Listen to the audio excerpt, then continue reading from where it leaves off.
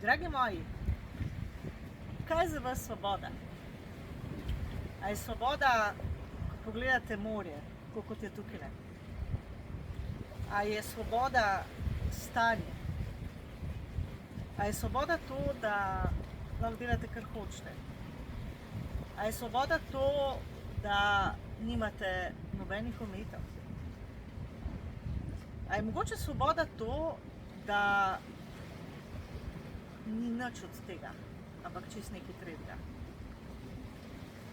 In kaj za vas pomeni svoboda? To bi rada, da razmislite, ker v četrtek v oddaji se bomo o tem malo bolj podrobno pogovorili.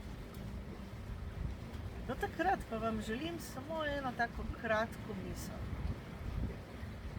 Če je tvoje življenje v tem trenutku tako, da bi rekel, da si nesvoboden in da se ne počutiš dobro, daj poglej, kaj je tisto, kar te v tem drži.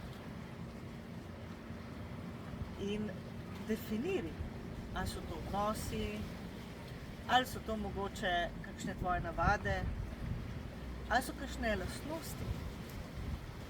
Ker da bi videl, kaj je svoboda, mogoče moraš videti najprej, kaj je to.